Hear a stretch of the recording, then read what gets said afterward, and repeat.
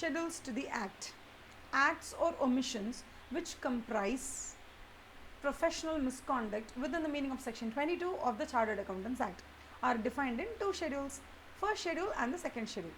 The first schedule is divided into four parts. Part 1 of the first schedule deals with the misconduct of a member in practice, which would have the effect generally of comprising his position as an independent person. Part 2 deals with misconduct of members in services. Part 3 deals with the misconduct of members generally, and Part 4 deals with other misconduct in relation to members of the institute generally. The second schedule is divided into three parts. Part 1 deals with misconduct in relation to a member in practice.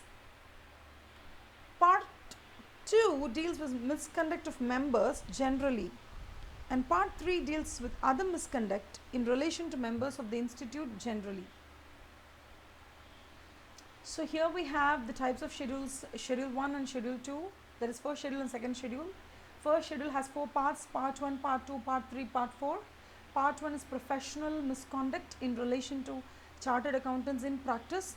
Total number of clauses were the 12 clauses.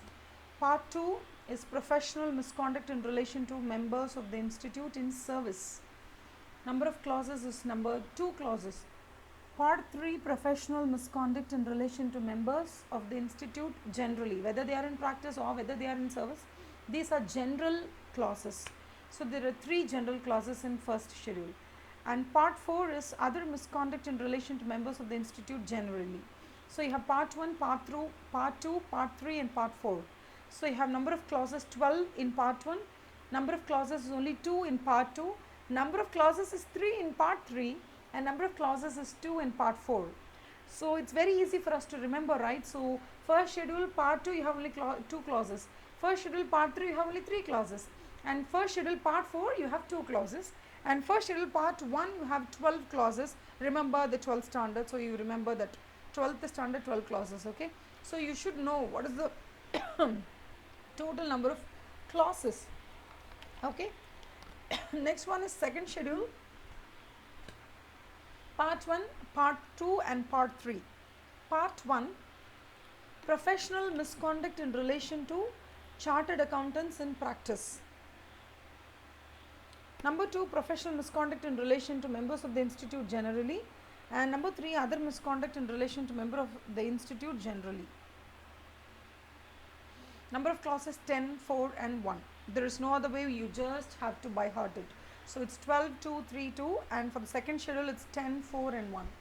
10, 4 and 1. So the implications of the different clauses in the schedules are discussed below. Wow, we are officially entering into the schedules. The first schedule, where the director discipline is of the opinion that member is guilty of any professional or other misconduct mentioned in the first schedule, he shall place the matter before the board of discipline. So this director discipline is like the entry officer, and the board of discipline is like the big board, okay, where people like sit like judges and then they do all these things. So part 1, so now they're going to explain to you all the parts, part 1, part 2, part 3, part 4, and they're going to explain all the 12 clauses in part 1 and 2 clauses in part 2, 3 clauses in part 3 and 2 clauses in part 4. So let's see. Part 1, professional misconduct in relation to chartered accountants in practice. A chartered accountant in practice is deemed to be guilty of professional misconduct if he allows any person to practice in his name as a chartered accountant, unless such person is also a chartered accountant in practice and is in partnership with or employed by him. So who can be allowed to practice in the CA's name? If he is a chartered accountant in practice, he can allow his partner or his employee or anybody else, okay, who is a CA. A CA in practice should be a partner or employee, okay, he can be allowed. If he is anything else, he cannot be allowed. If he is a non-chartered accountant, even if he is your employee, even if he is your partner, even then he is not allowed. So who can be allowed to practice in CA's name? If you are a chartered accountant, that is condition number 1. Even if you are a chartered accountant, you definitely must fall under the category of partner or employee. If you are neither the partner nor the employee, then you can't practice under his name. So the above clause is intended to safeguard the public against unqualified accountant practicing under the cover of qualified accountants. It ensures that the work of the accountant will be carried out by a chartered accountant who may be his partner or his employee and would work under his control and supervision. So clause number 1 is all about allowing any person to practice in his name as a chartered accountant. Okay, that is, a chartered accountant in practice is deemed to be guilty of the professional misconduct if he allows any person in his to practice in his name as a chartered accountant, unless such person is also a chartered accountant in practice and he is in partnership with or employed by him. Okay, next one, we'll go for illustration number 5. Mr. C, a CA in practice, allowed his brother-in-law, Mr. P, who is not a chartered accountant, to practice in the name of CA C. He also allowed CAT, who is an employee in his firm, to practice in the name. Whether CAC is correct in allowing his brother-in-law, Mr. P, and CAT, employee of his firm, to practice in his name. Obviously, allowing Mr. T is allowed, but brother-in-law not allowed. Okay. So how are we going to write this answer? Solution. Allowing to practice in a chartered accountant's name. How are you going to write it? See here.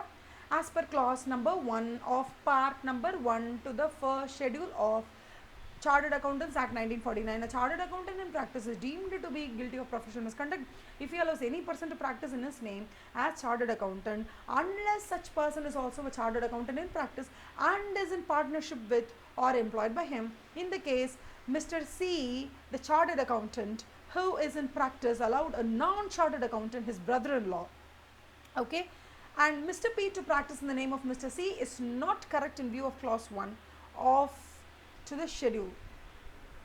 However, he can allow Mr. T, who is an employee in his name, okay, to practice in his firm's name because Mr. T is a chartered accountant. Conclusion, thus CAC will be held guilty of professional misconduct for allowing his brother-in-law, and he will not be guilty of professional misconduct for allowing Mr. T.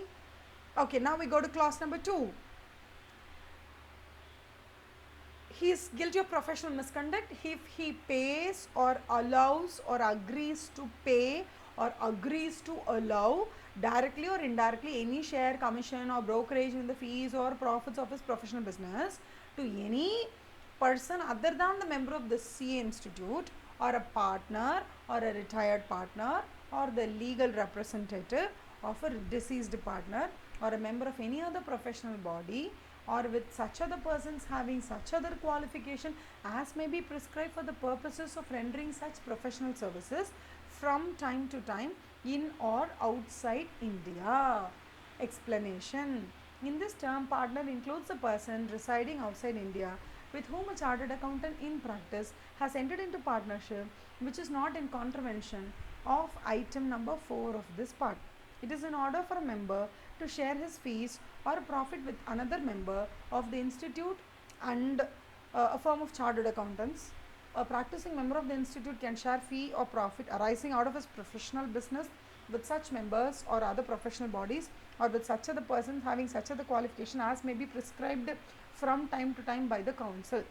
Now they have given a list of people with whom you can form the partnership. It's ICSI, that is Institute of Company Secretaries of India, Institute of Cost and Works Accountants of India, and then Bar Council of India, Institute of Architects, Institute of Actuaries. So further the council has also prescribed the persons qualified in India which are as under Company Secretary within the meaning of Company Secretaries Act, Cost Accountant, Actuary, Bachelor in Engineering, Bachelor in Technology from University established by law or an institution recognized by law, Bachelor in Architecture, Bachelor in Law, and Masters in Business Administration from universities established by law or technical institutions recognized by All India Council for Technical Education. The institute came across certain circulars or orders issued by registrars of various state cooperative societies wherein it has been mentioned that certain amount of audit fee is payable to the concerned state government and the auditor has to deposit a percentage of his audit fee in the state treasury by prescribed challan within a prescribed time of the receipt of audit fee.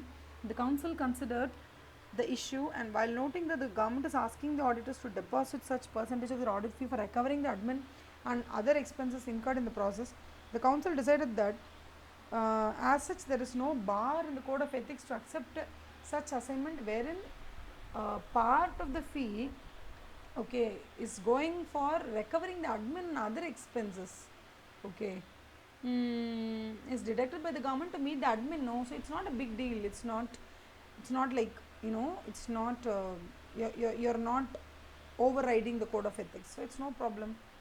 Considering the case where a chartered accountant gave 50% of the audit fees received by him to the complainant, who was not a chartered accountant, under the nomenclature of office allowance, and such an arrangement continued for a number of years, it was held by the council that in substance the CA had shared his profits and therefore was guilty of professional misconduct under the clause.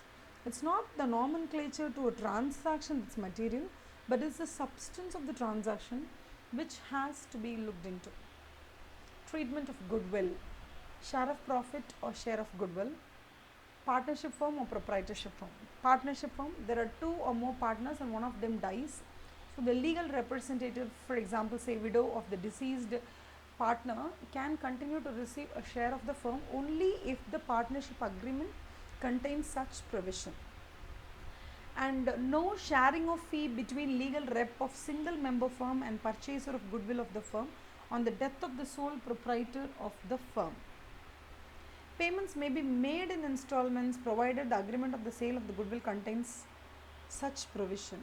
Goodwill of a partnership firm of chartered accountant can be sold or transferred to another eligible member of the institute after the death of the proprietor concerned. The council permitted the sale or transfer of goodwill for such cases in the following manner.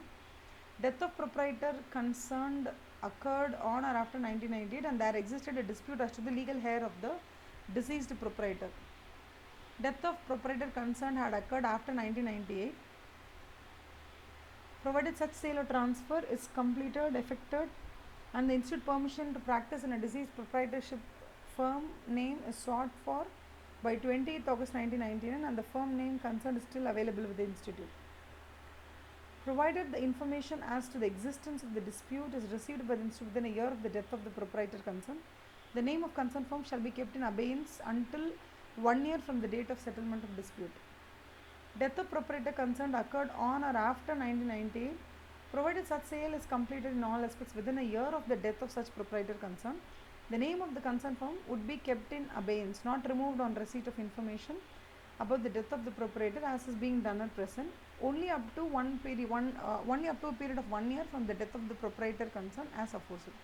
In case of partnership firm where all partners die at the same time, the above council decision would also be applicable. Illustration number 6. Mr. Qureshi, chartered accountant in practice, died in a road accident. His widow proposes to sell the practice of her husband to Mr. Pardeshi. Mr. Pardeshi, chartered accountant for 5 lakhs.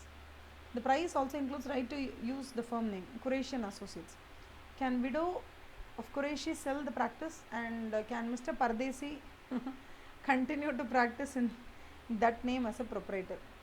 Answer: sale of goodwill with reference to clause 2 of part 1 to the first schedule of Chartered Accountants Act.